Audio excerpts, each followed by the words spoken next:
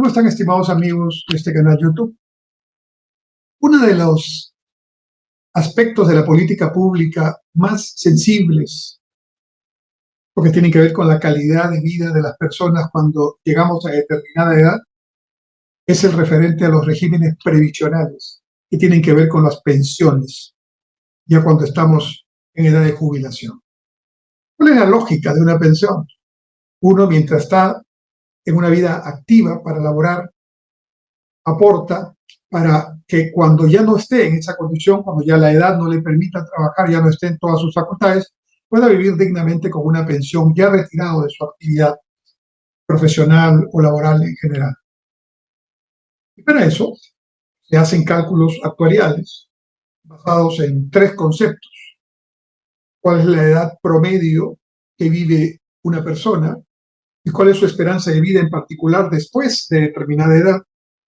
Así se llegó en todo el mundo, ¿no? A que la edad para pensionarse o para jubilarse era normalmente entre 60 y 65 años, aunque algunos países más avanzados la edad es todavía una edad anterior, pero entre 60 y 65 años es la edad promedio. Basado en estos cálculos actuariales, entonces la idea es en 60 o 65 años, ¿cuántos de esos años son como trabajador? Digamos que 35, 40 años. Muy bien, ¿cuánto tiene que aportar durante ese tiempo el trabajador como parte de su remuneración? Y qué edad mínima debe tener y cuántos años de aportación para poder tener derecho a su pensión. Y más o menos se calculan las pensiones. El problema que ha ocurrido en todo el mundo es que ha habido un cambio disruptivo en la estructura poblacional. Hoy ya no podemos hablar de pirámides poblacionales que están basadas en mucha gente joven que entra a trabajar, alguna poca más reducida gente que llega a edades mayores, adultos mayores. Ahora no es así. Gracias a la ciencia, gracias a la medicina, gracias a la a la educación que permite hoy día comer sano, vivir sano, y también, si somos creyentes, gracias a Dios, ¿verdad? Hoy día se vive más. La esperanza de vida después de los 65 años en muchísimos países como el Perú ya bordea los 80 años y en algunos países se acerca a 100 años. Quiere decir que hay cada vez más en todo el mundo gente que vive más de 80, más de 90 años en promedio. Eso significa que si los cálculos actuariales se hicieron para que después de los 60, 65 años se viviera 10 años, 15 años, ahora hay 10 años más. O sea, ya no hay que financiar pensiones para 5, 10 o 15 años, hay que financiarlas para 20 o 25 años que va a vivir esa persona después de jubilada. Y los sistemas pensionarios no están preparados para eso porque se calcularon de otra manera con otra estructura poblacional. Los sistemas pensionarios además están afectados porque hoy día, por el cambio en la manera de trabajar, el teletrabajo, la informalidad, el autoempleo, etcétera, muchos jóvenes no tienen este pago permanente para formar sus futuros fondos pensionarios, sus pensiones. Y por otro lado, hay también menos trabajos formales en general.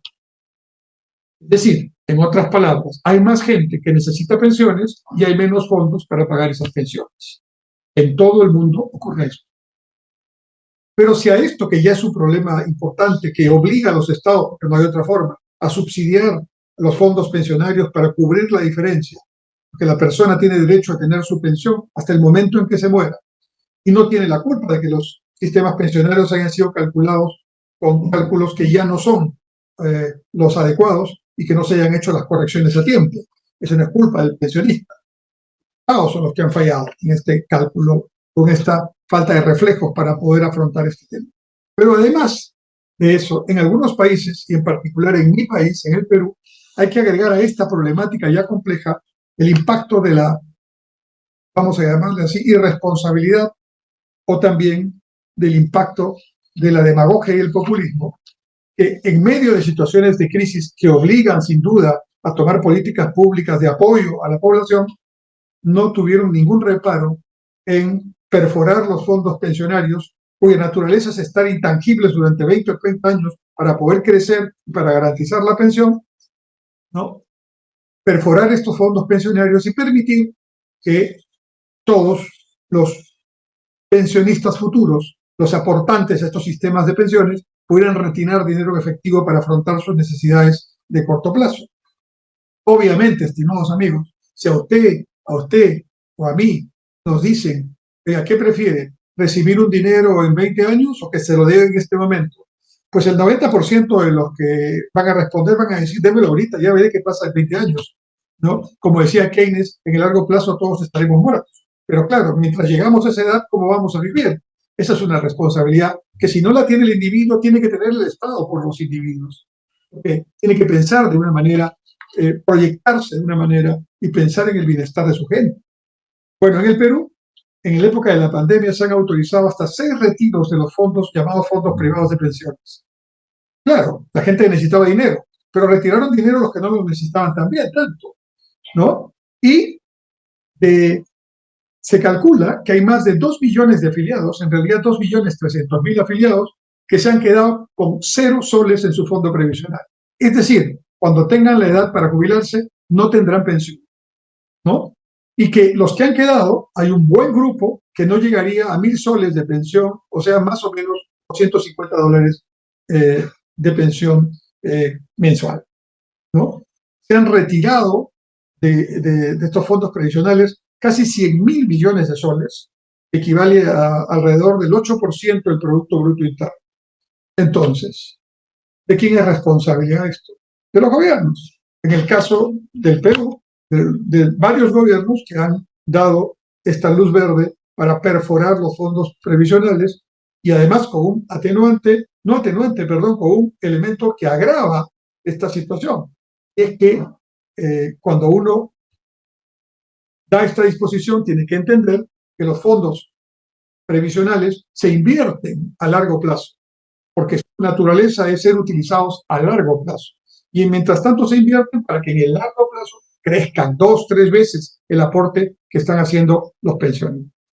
Pero si en una época de crisis se permite sacar los fondos, las compañías que administran estos fondos tienen que retirar esos dineros de las inversiones. ¿Y qué ocurre cuando en una época de crisis se retiran de las inversiones o se venden valores en los que están estos fondos?